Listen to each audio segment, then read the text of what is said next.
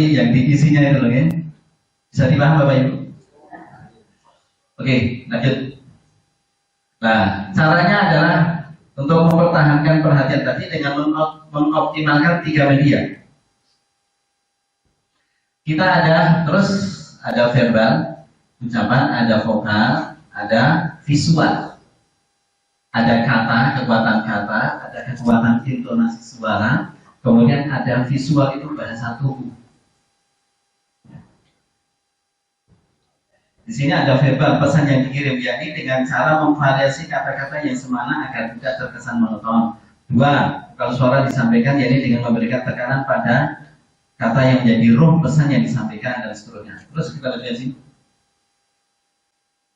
Terus verbal, terus vokal.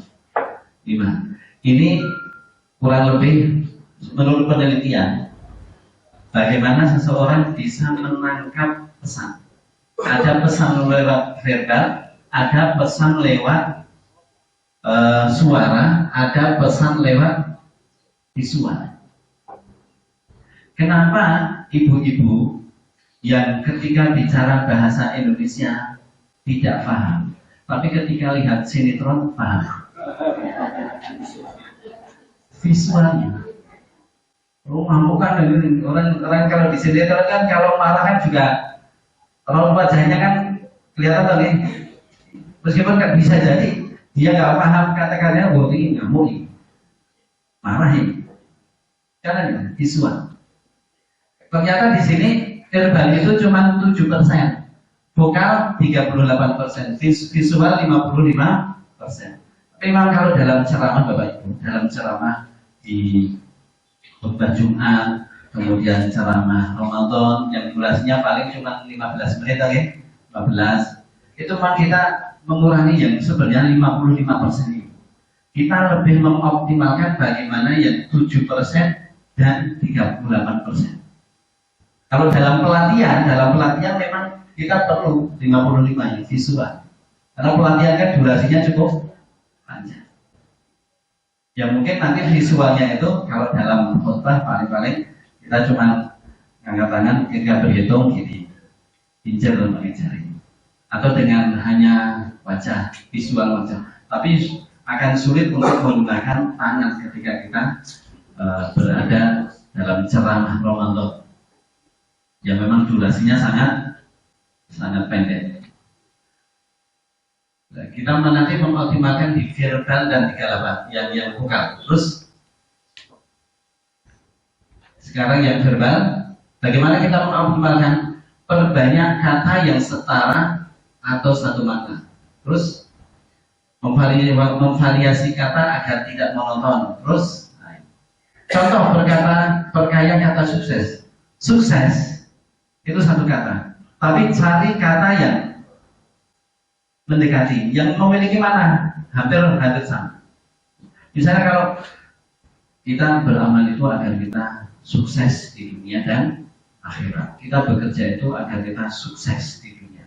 Jadi jangan berusaha tidak mengulangi kata yang sama dengan waktu yang pendek, dalam waktu yang pendek. Lebih bagus kalau memvariasi kata. Ini juga bisa diterapkan dalam tulis-menulis.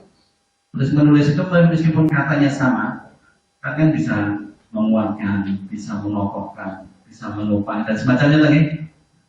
Kata sukses coba kita ambil.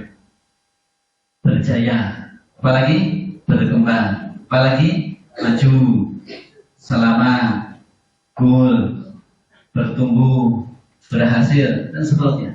Jadi kata-kata yang semana itu bisa kita, maka memang untuk kalau kita mau mengoptimalkan verbal sedikit banyak kita harus menambah perbendaharaan kata. Bisa dipahami? Tapi nanti kalau misalnya kata sukses itu mau diulang dan jaraknya sudah jauh itu nggak apa-apa. Ya meskipun sebenarnya mengulang kata sukses juga nggak apa-apa, cuma biasanya kalau satu kata diulang-ulang itu kurang memberikan daya tarik, berbeda dari susunan katanya kurang didengar kurang bagus. Terus coba Anda lihat yang bersama. Coba Anda lihat. Coba Anda pikirkan. Terus coba Anda bayangkan. Coba Anda rasakan. Coba Anda lihat, coba Anda pikirkan, coba Anda bayangkan, coba Anda rasakan, kan hampir sama tadi. Coba kita bayangkan kalau kita nanti di akhirat dipanggil oleh Allah masuk surga lewat pintu rohnya. Coba bayangkan, coba Anda pikirkan kalau nanti di akhirat bahwa mulut kita menjadi sewangi kasturi. Jadi coba Anda bayangkan, coba Anda pikirkan, coba Anda renungkan, ini hampir memiliki dalam bahasa ceramah itu hampir memiliki makna yang sama, dan itu bisa divariasi. Bisa dipaham Bapak Ibu? Sudah mulai antum ya? Sekarang memperkaya vokal atau bunyi suara. Hidupkan kata kunci. Apa kata kunci? Kata yang menjadi titik tekan. Hidupkan kata kunci. Satu, tinggikan volume, intonasi diayun, tempo diperlambat, kata diulang. Jadi tinggikan volume atau intonasinya yang diayun, atau tempo yang diperlambat, atau kata yang diulang.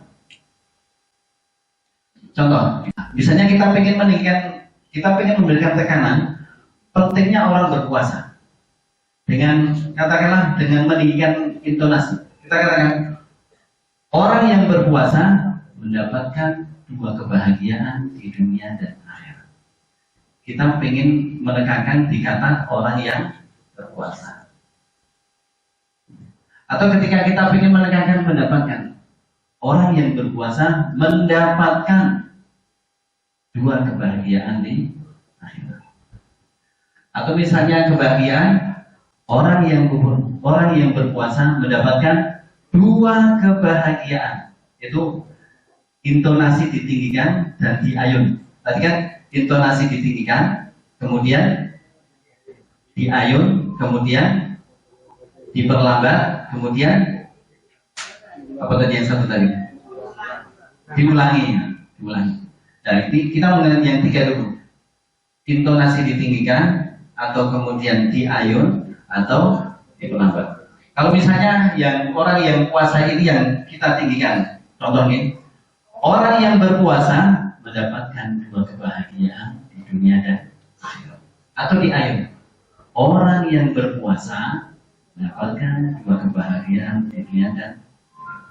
Atau diperlambat, orang yang berpuasa mendapatkan 2 kebahagiaan di dunia dan akhirat. Jadi cuma sebenarnya main intonasi saja. Tapi main intonasi ini kalau tidak kita lakukan, itu kan nanti pesannya jadi monoton. Orang yang berpuasa mendapatkan 2 kebahagiaan di dunia dan akhirat. Agak beda lagi. Lebih enak kalau misalnya entah dengan tinggikan suara di pesannya itu atau di ayat. Tapi tidak semua pesan harus itu kan lagi. Ini hanya variasi saja. Contoh misalnya kita pengen yang keempat, orang yang puasa mendapatkan 2 kebahagiaan di dunia dan akhirat. Kita tidak tekankan di dunia. Orang yang berpuasa mendapatkan 2 kebahagiaan di dunia dan akhirat. Ini untuk memberikan pesan, ternyata orang puasa itu di dunia juga mendapatkan keuntungan. Karena kita pengen menekankan di dunianya. Kalau di akhirat kan pasti. Nah, untuk memotivasi, ternyata di dunia juga mendapatkan kebahagiaan. Kapan? Di dunia ketika berbuka. Kan kebahagiaan di dunia dan akhirat itu kan farihan idza aftara wa idza laqiya rabbah. Farihan bisawmi. Jelas ya? Intonasi ditinggikan, atau kata yang diayun, atau temponya yang diperlambat, atau menggunakan pengulangan. Orang yang berpuasa mendapatkan dua kebahagiaan di dunia dan akhirat. Orang yang berpuasa mendapatkan dua kebahagiaan di dunia dan akhirat. Itu bisa kalau kita memang pengen memfokuskan itu, kemudian saya ulangi. Kita boleh katakan saya ulangi. Atau misalnya kalau contoh yang terakhir, orang yang puasa dan mendapatkan dua kebahagiaan di dunia dan akhirat, pengen kita ulangi di akhiratnya saja. Orang yang berpuasa mendapatkan dua kebahagiaan di dunia dan akhirat. Dan akhirat. Bisa dimengerti ya Bapak Ibu? Nah, ini yang 55% tentang visual, gerakan tubuh, ekspresi, tatap, ya, tetap tadi, makanya kalau ceramah kita jangan sampai menuduh sebentar nggak apa-apa, tapi jangan menuduh lama. Tawadhu apa? Nggak apa-apa sih kalau tawadhu gitu. Terus senyum, ya. Sampaikan ceramah dengan wajahnya ramah, bukan berarti senyum terus gitu. Wajahnya itu memancarkan keramahan. Terus ekspresi wajah lah ketika menyampaikan ini, bukan ketika mulai loh. Jadi ketika kita misalnya menakut-nakuti orang yang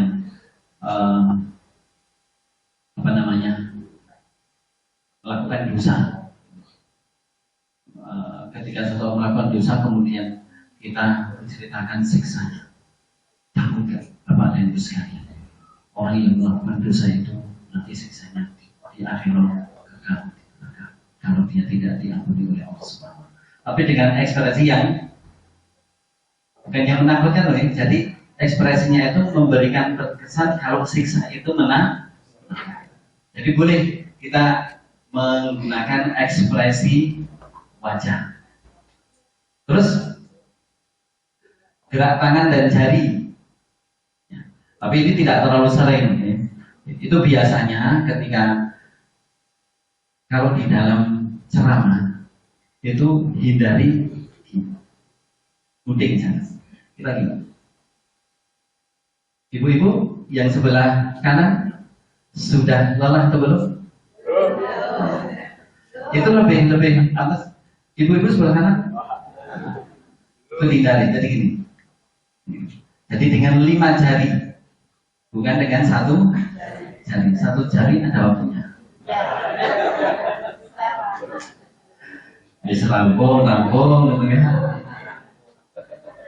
Atau misalnya kita menghitung pertama, kita boleh pertama, tapi habis itu jangan pertama kemudian menyederhanakan sambil gini terus ya. Pertama, terus jelasnya. Keutamaan puasa adalah pertama.